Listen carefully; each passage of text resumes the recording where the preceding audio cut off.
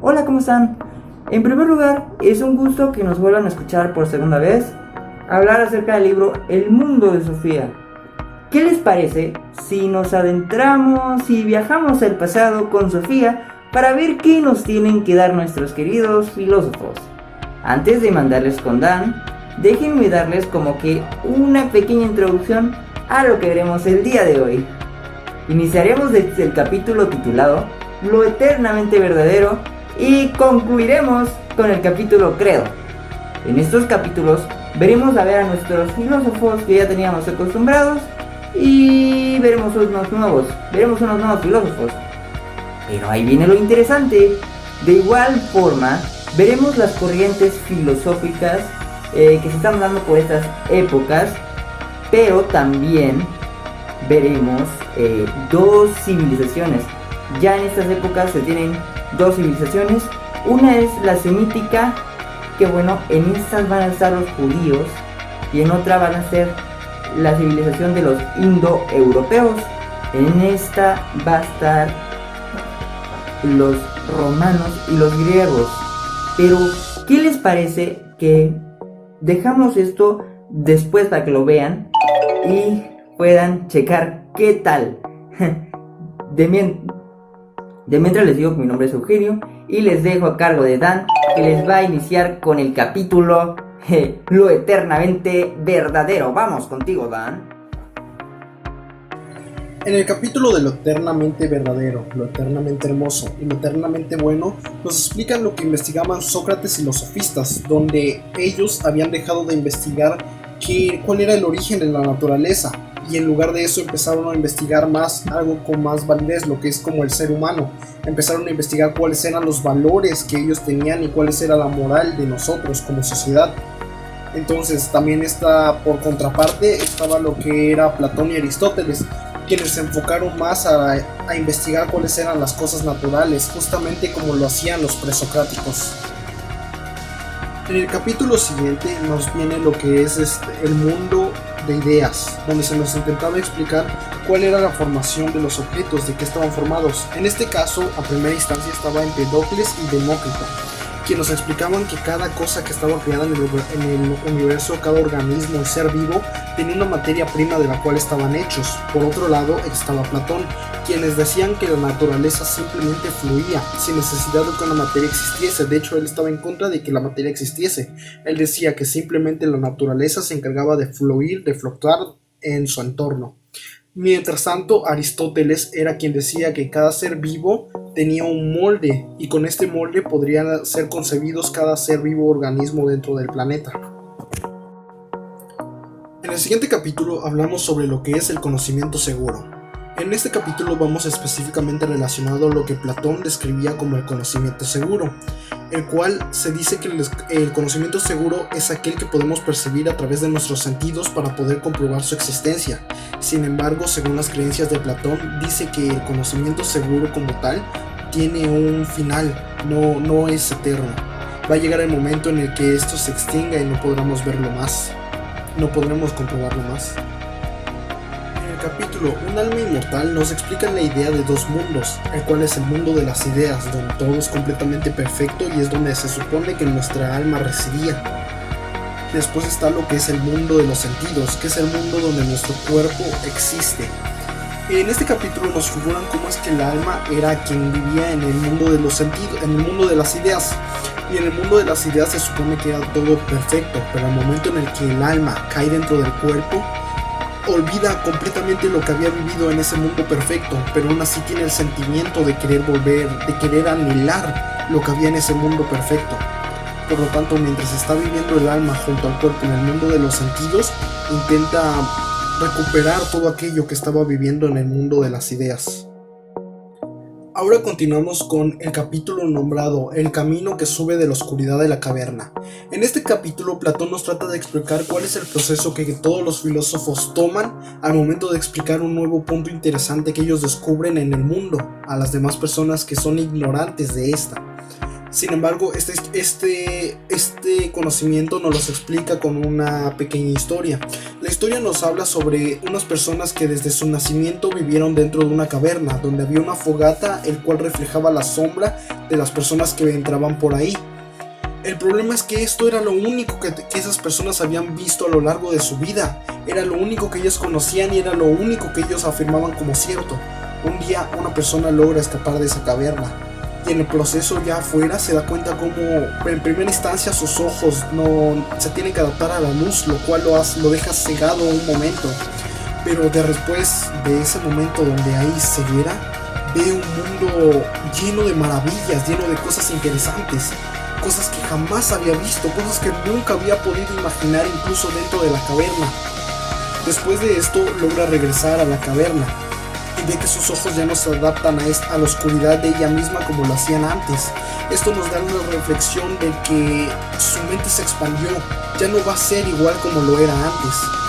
Y al momento de explicarle a las demás personas qué era lo que sucedía, qué era lo que había allá afuera, como ellos jamás habían podido verlo, se niegan a esta verdad. Esto también nos explica, va relacionado a lo que es la vida real, cómo es que las personas se encierran en su mundo, no quieren ver lo que hay más allá afuera, más afuera de esa caverna.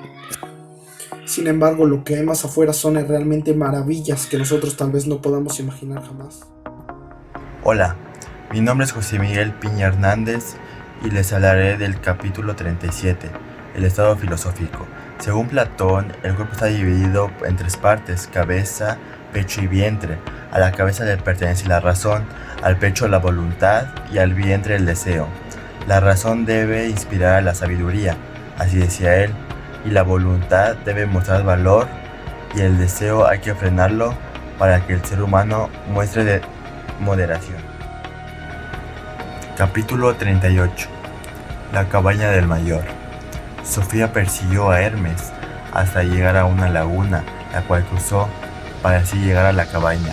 Al momento de que ella entró a la cabaña, se encuentra un espejo y ella ve en el reflejo y le guiña el ojo. Asustada, ella decide irse de la cabaña, pero se llevó unos sobres que decían unos nombres. Ella no quería sentirse culpable de que pensara que le había robado a Hermes. Entonces le manda una carta de su parte. Capítulo 39. Aristóteles. Sofía recibe una carta de Alberto, el cual le había explicado que se había enterado del robo de las cartas y que a pesar que no era un problema tan grave, él debía cambiarse de casa. Sofía, algo impactada por la noticia, se quedó con la interrogante: ¿por qué si el problema no había sido tan grave, él debía cambiarse de casa? Así que decidió acostarse y continuar leyendo sobre Aristóteles. Capítulo 40. Filósofo y científico. Se mencionaba que existían objeciones críticas hechas por el propio Aristóteles, ya que sentía mucha preocupación por la naturaleza, ya que independientemente de haber sido de uno de los filósofos griegos, fue un gran biólogo de Europa. Él se interesaba por lo que hoy conocemos procesos de la naturaleza. Le contó a Platón que fue su alumno durante 20 años. Aristóteles usaba su inteligencia y sus sentidos.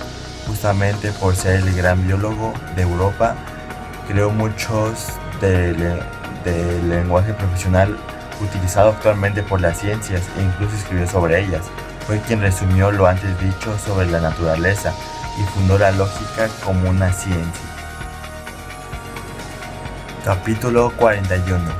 No hay ideas innatas.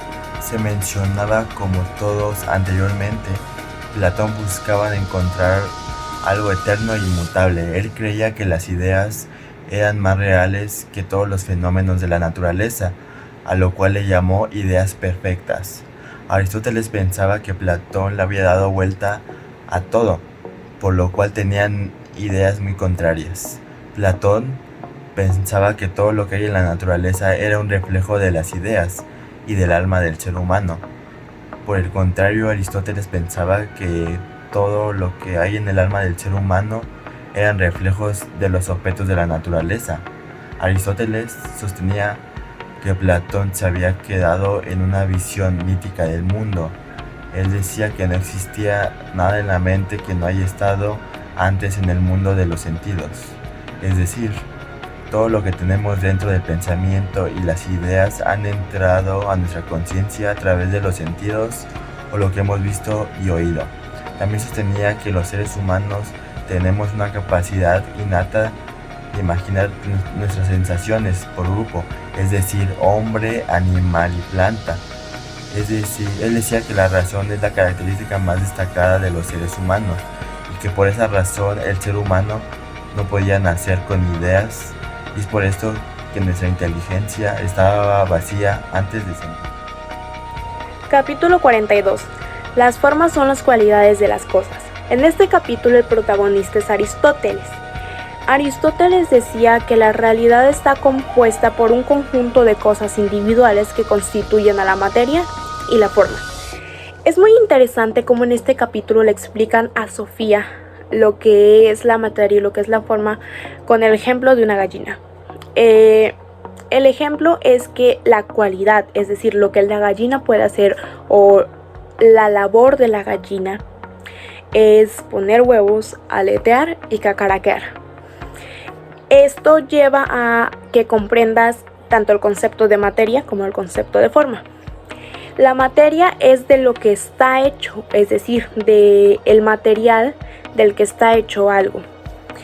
En cambio, la forma es la cualidad o las cualidades que tiene. Es decir, la forma es lo que puede hacer. Capítulo 43. La causa final. Aristóteles tenía una visión muy particular sobre las relaciones de causa y efecto en la naturaleza. La causa, lo que nosotros entendemos por causa y lo que el libro o el capítulo más bien nos explica por causa es que es el cómo algo sucede. Sin embargo, Aristóteles pensaba que existen varios tipos de causas en la naturaleza. Uno de esos es la causa final. Realmente es un capítulo un poco complejo y un poco difícil de comprender. Sin embargo, lo que yo logré entender y lo que yo logré aprender acerca de la causa final es que la causa final es la finalidad con la que se hacen las cosas. Por ejemplo, si alguien recoge una piedra del suelo y se la avienta a la persona que está enfrente de él, pues la causa sería como sucedió, ¿no? Levantó la piedra y la aventó. Pero la causa final sería la finalidad con la que la aventó. No sé, por ejemplo, recogió la piedra y la aventó con el fin de lastimar a la persona que iba enfrente. Entonces, eso es lo que sería la causa final, la finalidad o el fin con el que se llevan a cabo las cosas o con el fin con el que se hacen las cosas. Capítulo 44. Lógica. Este capítulo nos habla sobre que los seres humanos clasificamos las cosas en distintas categorías y también distinguimos entre los materiales de los que están hechos las cosas. Por ejemplo, distinguimos cuáles son los caballos, cuáles son los seres humanos, cuáles son las pelotas, y también distinguimos si una chaqueta está hecha de cuero, está hecha de lana, si una blusa es de seda o es de algodón. Aristóteles era una persona muy meticulosa y él buscaba poner orden en los conceptos que tenemos los seres humanos. Este capítulo te explica lo que es la lógica, y lo que logré entender acerca de eso es que la lógica trata de la relación entre los conceptos que tenemos los seres humanos. Es decir, la lógica relaciona o nos ayuda a relacionar los conceptos. Capítulo 45. La escala de la naturaleza. En este capítulo el protagonista continúa siendo Aristóteles, y Aristóteles decía que las cosas de la naturaleza se dividen en dos grupos principales, que son las cosas inanimadas, que son todas aquellas que no pueden moverse o no pueden cambiar, tales como piedras, por ejemplo, y el otro grupo son las cosas vivas. que son todas aquellas cosas que pueden moverse y que pueden cambiar. En este capítulo algo muy interesante que te menciono es que los seres vivos tienen la capacidad de sentir el mundo que los rodea, así como también tienen la capacidad de moverse en la naturaleza. Y dentro de los seres vivos entran los seres humanos y los animales. Capítulo 46. Ética. En este capítulo hay dos puntos muy interesantes y muy importantes para destacar. El primero es que según Aristóteles decía que el ser humano tiene tres tipos de almas diferentes. Tiene un alma racional, un alma animal y un alma vegetal. Y el otro punto es que de igual forma, según Aristóteles, existen tres tipos de felicidad. El primer tipo de felicidad es cuando vives una vida llena de placeres y de diversión. El segundo tipo de felicidad es cuando vives una vida libre. Y el tercer y último tipo de felicidad es cuando vives una vida de filósofo y de investigador. Capítulo 47. Política. Este capítulo se me hizo muy interesante porque te habla sobre que Aristóteles opinaba que sin la sociedad que nos rodea no seríamos seres verdaderos. Una parte muy interesante de este capítulo es que según Aristóteles él decía que hay tres formas de estado que son como que las tres formas ideales. Esto es desde el punto de vista de Aristóteles. La primera forma de estado es la monarquía, que es donde solamente hay un jefe. La segunda forma de estado es una aristocracia, que es cuando hay un grupo de jefes de estado. Y el tercero es la forma de la democracia, que es cuando la democracia es cuando el pueblo tiene voz y voto en las decisiones. Entonces esto se me hizo algo muy interesante debido a que hoy en día la política es un tema bastante tocado, bastante popular, y pues es muy interesante conocer cómo desde hace muchos años ya se hablaba de este tema y ya era un tema relevante. Y también es muy interesante conocer el punto de vista de Aristóteles, que es un personaje muy muy importante. Y pues esta es la razón por la cual este capítulo yo creo que fue el que más disfruté y fue mi capítulo favorito. Vamos a hablar sobre un capítulo muy interesante que se llama Las mujeres.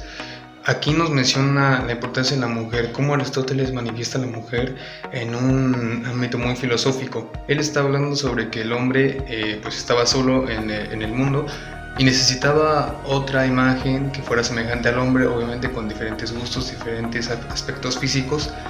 Y menciona que el hombre se encontraba solo, entonces él crea o diseña inventa por qué Dios también tuvo que ver en la creación de la mujer. Nos muestra su importancia, nos muestra cómo también Platón habla sobre que la mujer es un aspecto único, no hay que verla como una creación para satisfacer al hombre, sino hay que verla como un apoyo al hombre.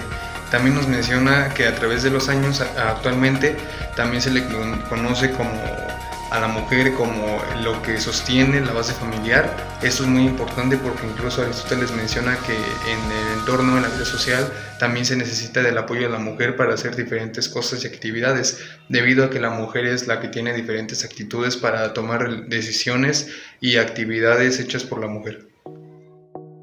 Se llama helenismo. Aquí nos habla y nos relata nuevamente a Sofía, la cual es la protagonista de todo esto, y incluso le menciona que que ya no va a volver a hacer lo mismo del sobre blanco, que le ven a platicar sobre todas las historias de Sócrates, Platón y Aristóteles. En este momento le va a contar la historia de Aristóteles, todo lo que vivió, lo cual es muy interesante y nos deja una gran lección de todo lo que importa en la vida. Aquí también nos dan un entorno de cómo otra vez regresa a nosotros las cosas que vivimos, porque aquí incluso llega y le menciona que no le va a volver a platicar lo que ya le dijo, lo que ya le hizo. Ahorita va a volver a contarle la vida de Aristóteles, lo que pasó, todo lo que vivió, lo cual fue muy interesante. Y ahorita pues volvió con Sofía, ya no le dejó otra vez el sobre blanco como la anterior vez, y ahorita le va a contar todo lo que vivió en recordemos que esta se enfoca mucho en la naturaleza, recordando que también Sócrates y Platón también hacían énfasis en la naturaleza. Entonces aquí nos está mencionando que también se va a enfocar más en la naturaleza y le va a mencionar todo lo que Aristóteles vivió, que también fue muy interesante. Eso fue lo que me gustó más del capítulo. En este capítulo nos habla sobre el helenismo, teniendo en cuenta otra vez lo que dijo Platón, lo que dijo Aristóteles y lo que se basa en la sociedad de las grandes ciudades que en ese entonces había, en Atenas, en Roma, donde tenían bastantes intrigas sobre lo que venía en el futuro. Aquí también nos menciona algo sobre la existencia de Dios, también sobre, bueno, aquí donde estamos tomando el mundo de Sofía, que es el nombre del libro. Me parece muy interesante cómo relata las historias en un ámbito pues muy grande, y cómo de esos tiempos que era antes de Cristo, cómo nos relata hasta el día de hoy viviendo esas experiencias que podemos tomar hoy en día.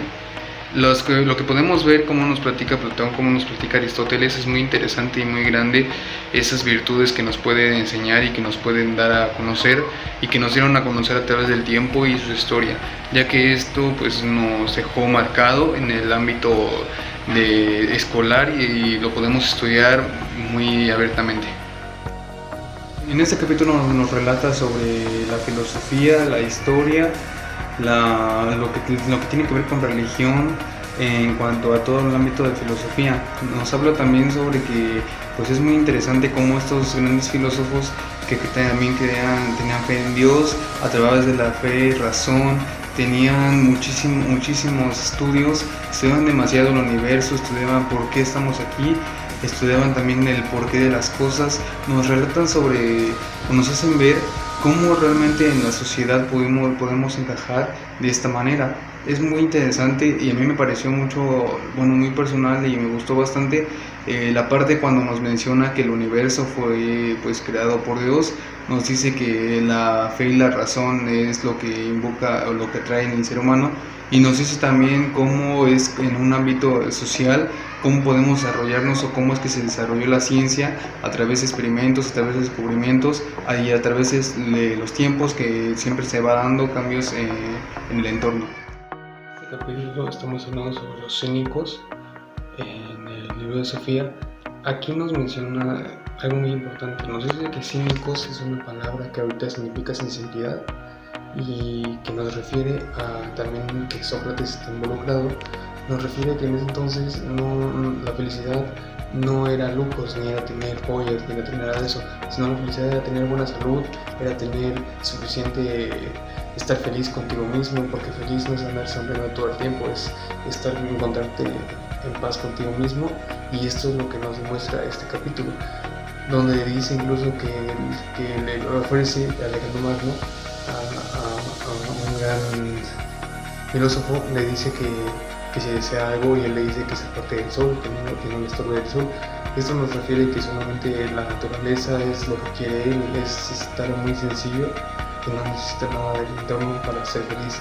Esto es lo que nos está mostrando el capítulo, y me parece muy interesante porque nos refiere a lo que en la vida actual es ser una persona muy sencilla y muy humilde, teniendo las riquezas naturales en nuestro mundo.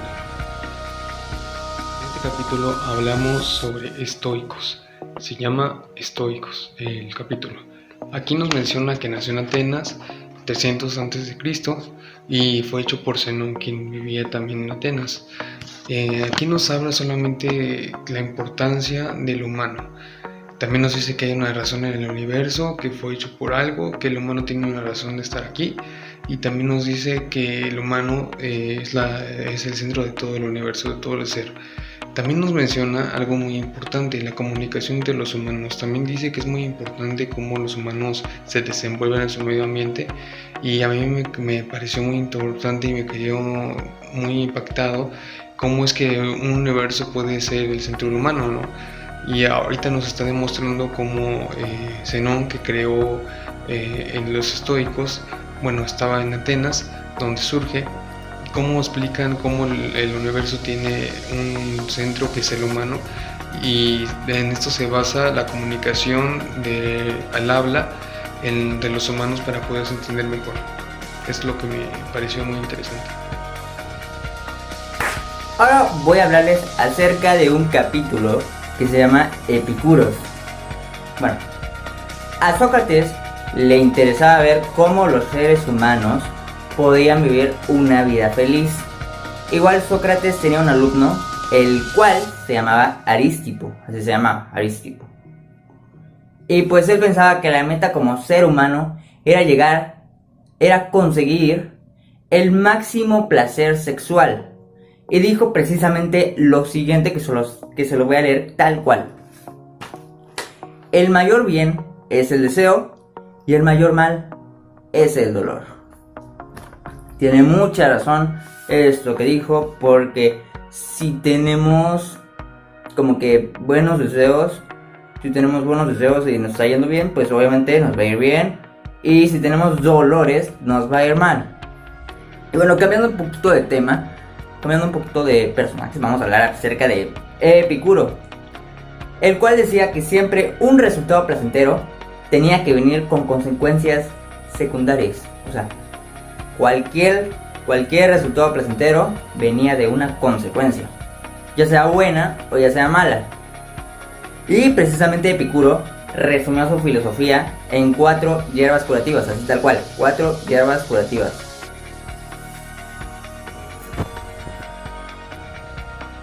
¿Y qué les parece si ahora hablamos del misticismo? Vamos a ir al siguiente capítulo que se llama El misticismo, así tal cual. Fíjense que para los místicos no existía el abismo entre Dios y la creación. En todas las religiones vamos a encontrar corrientes místicas. Esto es un dato, en todas las religiones vamos a encontrar corrientes místicas, ya sea cualquiera de las grandes religiones, ya sea el judaísmo, ya sea el cristianismo, ya sea que les gusta los musulmanismo. Y bueno, el misticismo occidental nos dice que el Dios es un Dios personal, o sea que Dios es un ser omnipresente, que puede estar tanto en la naturaleza, como el alma, y como en otras partes, y todo eso a la vez. El misticismo oriental nos habla que el encuentro entre el místico y Dios solo se trata de una ilusión total.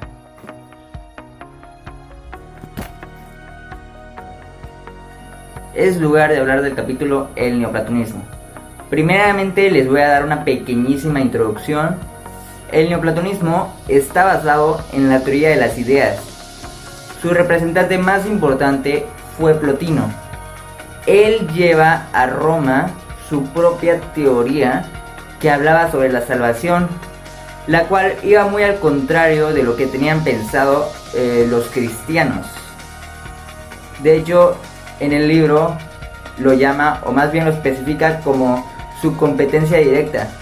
Plotino afirmaba en esta teoría que existían dos polos completamente distintos. Uno era la luz divina, la cual la llama Dios, y en otro punto completamente extremo existía la oscuridad total, y no es que lo consideraba como tal un lugar por aparte, solo lo consideraba que era un lugar sin luz. A Sofía se le hizo muy extraño que después de mucho tiempo no haya recibido ninguna carta del profesor de filosofía. Por otra parte, de camino a la escuela, su amiga Yorún le propone si quería ir a un campamento, si quería acampar con ella. Y bueno, ella lo recapacitó y al final dijo, sí, vamos. Y pues ella, ahí mismo ya cuando estaba en el campamento, tenía ganas de ir a una cabaña. De hecho, por eso en parte dijo que pues quería ir. Y bueno, al llegar se dieron cuenta de unas postales al llegar a la cabaña. Pues antes de eso, pues ella le propone de que vayan a la cabaña a Yorún. Yorún dice que sí, está bien. Y bueno, al llegar a la cabaña se dieron cuenta de unas postales que habían ahí. Y bueno, ella las abrió. Y en esas postales hablaba sobre Yorún y Sofía, pero en gran parte también hablaba de Yorún. Por cierto, Yorún se asustó, y bueno, Yorún se asustó bastante. Salió completamente asustada y porque no tenían idea de qué estaba pasando.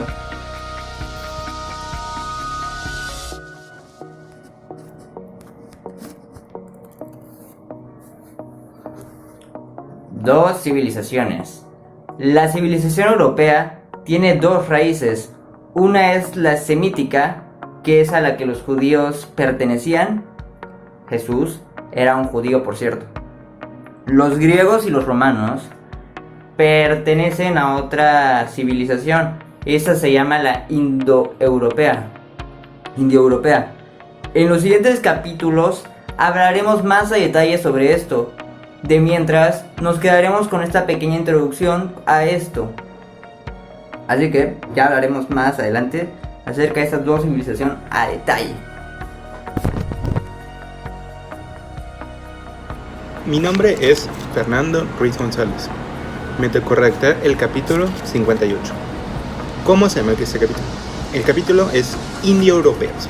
¿Qué habla este capítulo?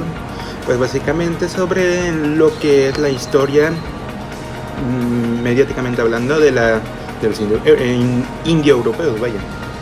Desde la versión primitiva hasta donde se enfoca, donde habla sobre la cultura hindú y cómo ellos buscan la manera de encontrar a Dios a través de las cosas naturales, vaya. ¿Qué trata de decirme a mí este capítulo? Pues la verdad, un breve, por así decirlo,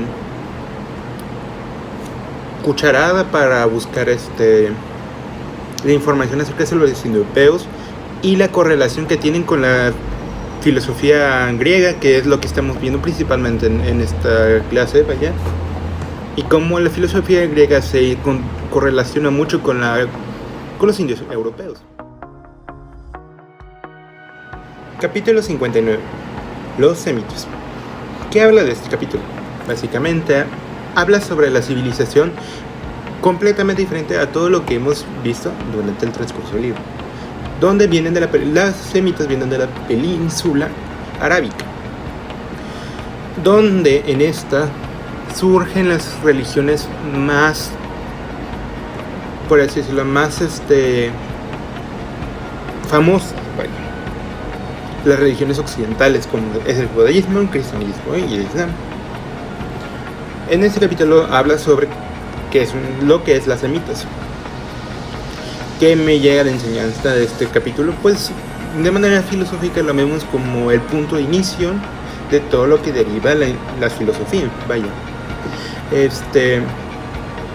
De cómo todo tiene un inicio, y de ese inicio pueden surgir varias ideas, variantes de tu propia idea. En el capítulo 60, que se titula Israel, nos hablan sobre más o menos un poco la historia de la Biblia, acerca de cómo Dios abandonó al hombre por la revelación contra él, y con la expulsión de Adán y Eva y la inclusión de la muerte al mundo. Vaya, y esto lo resalta tanto en este capítulo, y así como la importancia que tiene Israel en las culturas judías, cristianas y islámicas. De la manera filosófica que yo veo este capítulo, lo considero como aquella idea que llega cuando filósofas, no sé, de alguna manera, no siempre hay una filosofía, tu filosofía, perdón, no llega a ser siempre la más correcta, o siempre hay unos penumbrios, estancamientos mentales, y a veces un lugar, no sé, puede ser momento, lugar, situación, es lo que te puede llegar a definir como persona. En este caso Israel, la importancia que tiene Israel para estas tres. En nuestro siguiente capítulo, que lleva por nombre el Hijo de Dios, o sea, Jesús, las palabras claves que podemos encontrar dentro de este capítulo son Mesías, Hijo de Dios, salvación y reino de Dios. ¿Qué nos habla básicamente este capítulo? Sobre lo que sería la crucifixión de Jesús,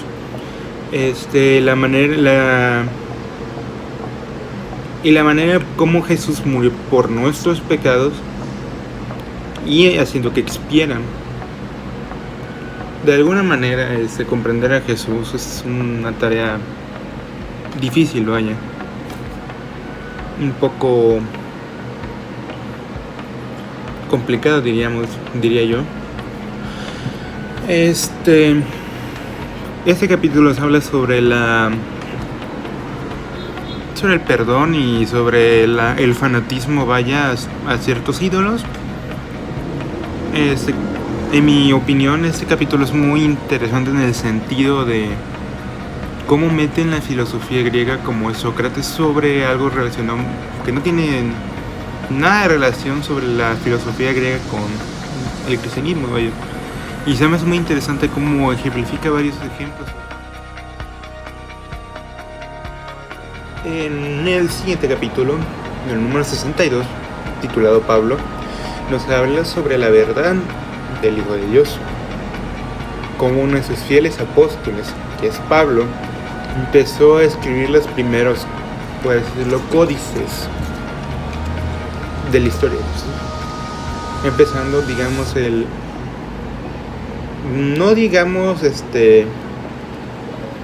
historiograma, sino una narración de lo que la gente vio, o lo que la gente cuenta sobre el Hijo de Dios. Hay mucha discrepancia en este tipo de cosas en la actualidad, pero no hay que meternos en eso. Este capítulo fue muy interesante porque me dio a conocer, vaya, cómo es que se dice que realmente se expandió el cristianismo por todos lados. Escribir los hechos que el apóstol había visto sobre Jesús y ver cómo está el cristianismo infiltrándose en el mundo grecorromano es algo interesante. Como el capítulo 63, con la titulación del capítulo, Credo, hablan de manera breve que aunque la misión de Pablo fue crucial para el cristianismo, no significa que también no hubiera influencia en el interior de otras comunidades cristianas, vaya. Gracias a esta hubo una gran orientación espiritual, un gran alcance del cristianismo hacia otras culturas, sin que estas pasaran antes por el judaísmo. Es por eso que el cristianismo es muy, digamos de una manera muy expandido, vaya. Sobre este capítulo puedo resaltar que habla mucho sobre que querían dar el mensaje de la iglesia cristiana, que precisamente que Dios se convirtió en hombre. Jesús no era un semidios como mucha gente pensaba, sino era un Dios perfecto y un hombre perfecto, vaya. Una manera física de ver lo que es Dios para ellos, una imagen de venta, digamos, para mí.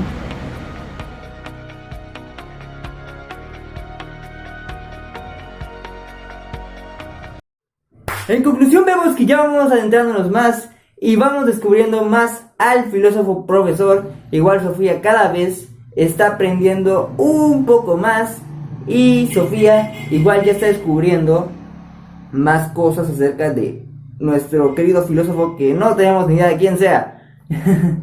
Y también Sofía ya va viendo otras corrientes y otros filósofos a los que, por ejemplo, al principio del libro iniciamos a ver. Esos nuevos filósofos ya hablan más sobre